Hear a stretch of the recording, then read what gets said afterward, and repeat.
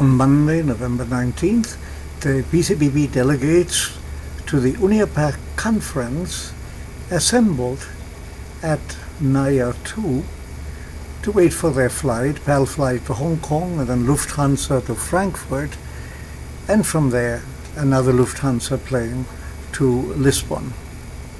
In the next slide you will see an automated flight route of this trip, and you can see what a huge distance we covered to get to our destination.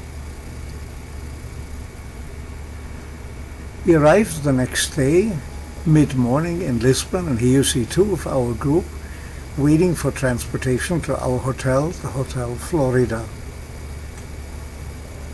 And here it is, but our rooms were not ready, and so we went out and found a tapas bar where we had a very good lunch. And then we came back to the hotel, and here you see a picture of the lobby. Our rooms were then ready, and we could recover from our long flight to Lisbon. The next day we went to Fatima, and again you see the route of our travel, about 2 hours straight north to the shrine. And here is a picture of the road. You see the country is kind of flat, but that will change just before you reach Fatima. Here is the shrine itself, a picture of the Church of the Holy Rosary, and this is followed by an inside shot. The people are waiting for Mass. The church is relatively simple and bright, but not very large. Here you see a cute little tourist train that helps people who have a little trouble walking to get around this very large shrine. And here is the Basilica, which is just basically a very, very large room to accommodate the huge number of pilgrims during the year. From there, we drove to Batalha, which means battle, about a half an hour to the west. And Batalha was, we had lunch there, but we also looked at this monastery, the monastery of Holy Mary of the Victory in Battle. It was a Dominican convent founded in 1386 in honor of a victory, and it took 100 years to construct. Here you see a statue, mainly the horse. The rider doesn't really show, but you can see that he has a sword in his hand.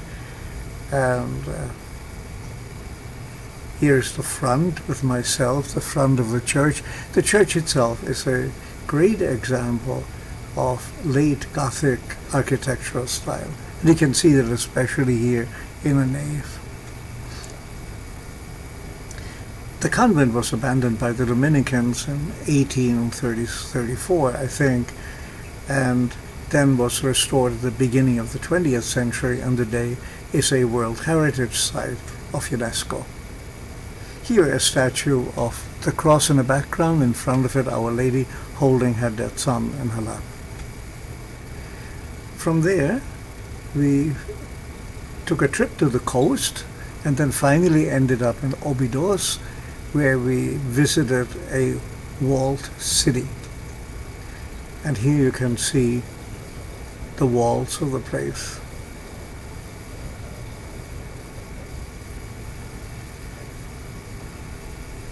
And here you see a picture of the narrow streets and the small houses, very well decorated in white and blue.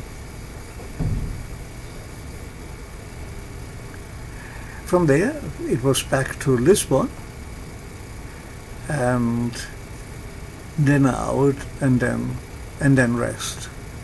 The next morning we made a courtesy call to Her Excellency Celia Ana Feria, the ambassador to Portugal, and here Joey is handing her a gift because she just recently celebrated her birthday, and there she is holding her gift.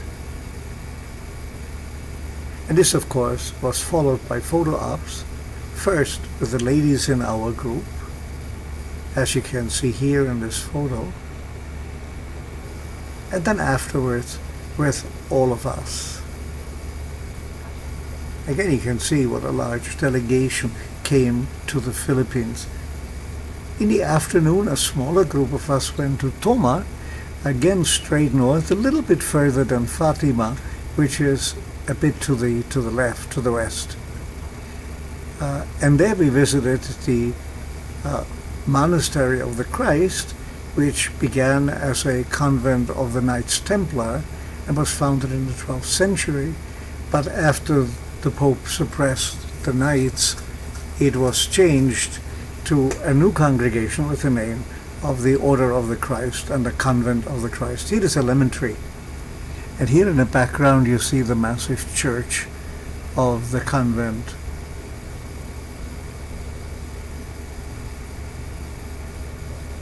The monastery itself was being built from about the 14th to the 16th century, and you can see many different architectural styles.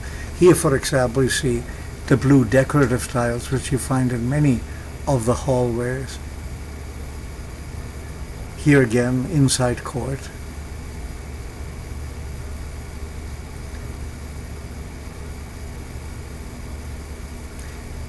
Another shot with the tower of the church in the background.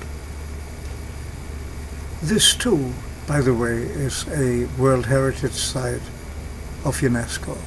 Here the entrance to the octagonal church, and since the Monastery of the Christ was rather wealthy, you can see by the decorations, especially by the many oil paintings that depict scenes from the life of Christ. Here, this can be easily seen in the slide. That evening, the UNIAPAC World Congress began, and this is the entrance to the conference hall on the grounds of the Catholic University of Portugal. Here the conference hall itself. The awaited day actually was Saturday, when the prizes, and especially the grand prize, was announced, which was won by Ramon del Rosario Finma.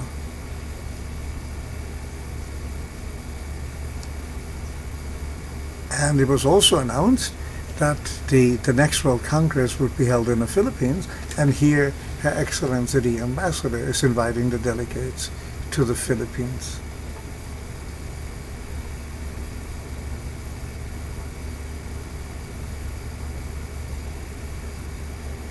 Is a group of the Filipino delegates with the ambassador, and you can again see it's a sizable group. We have a smaller group in the entrance lobby, in front of a panel where the Philippines is listed, and a shot of all the delegates on the grounds of the university. That night, Mr. Del Rosario and wife invited all of us for dinner, and here is a picture of him, his wife and daughter, and the Seraphicas. And then on Sunday, it was goodbye. Some went to Spain and Portugal, others went back home, and a sizable group of us went to Germany.